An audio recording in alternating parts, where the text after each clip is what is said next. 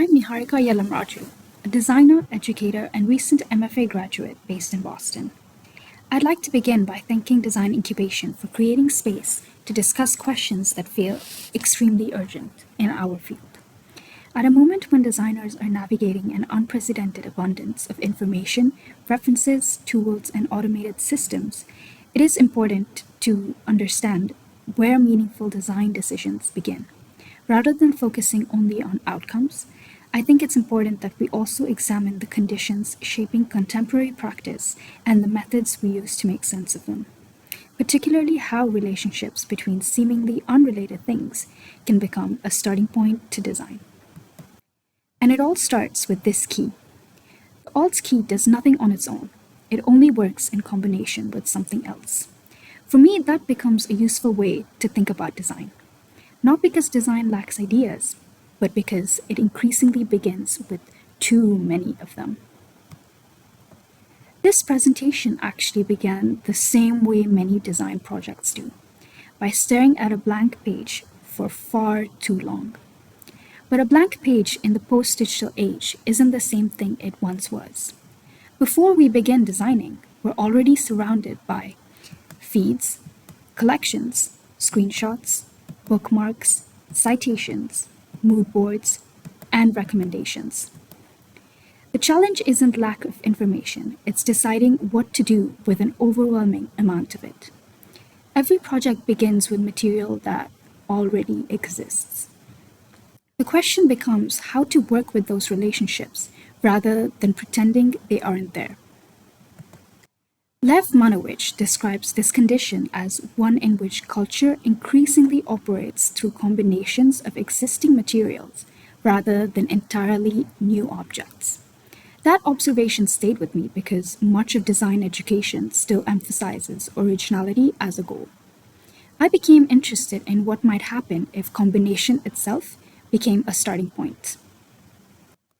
We often tell students to be original, but we rarely spend time unpacking what that means or how someone actually gets there. A lot of what we expect from design practice is assumed rather than explicitly taught.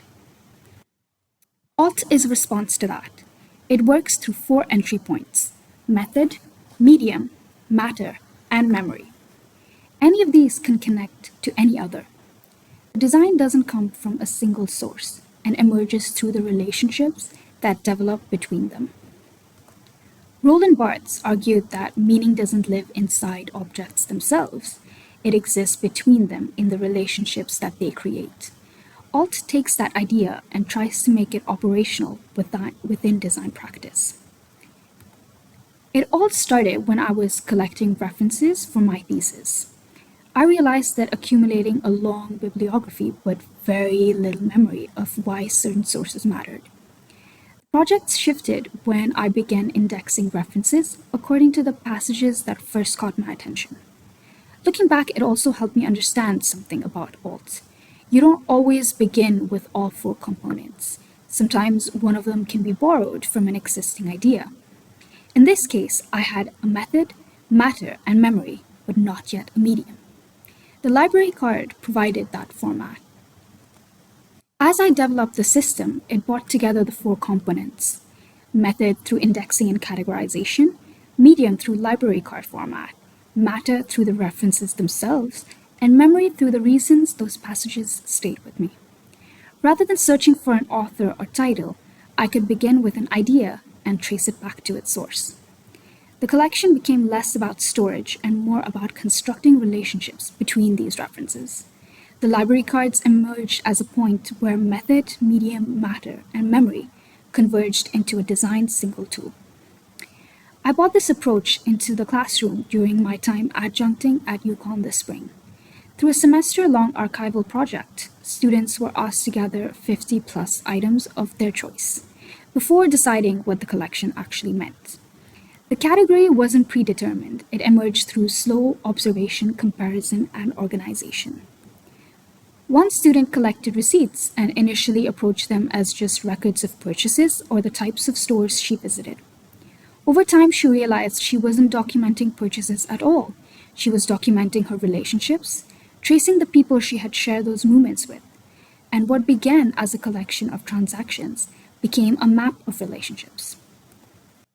Another student worked with postcards of national parks sent by his grandparents throughout his childhood. The map of the United States turned into a book instead, allowing each state to reveal a postcard hidden behind it.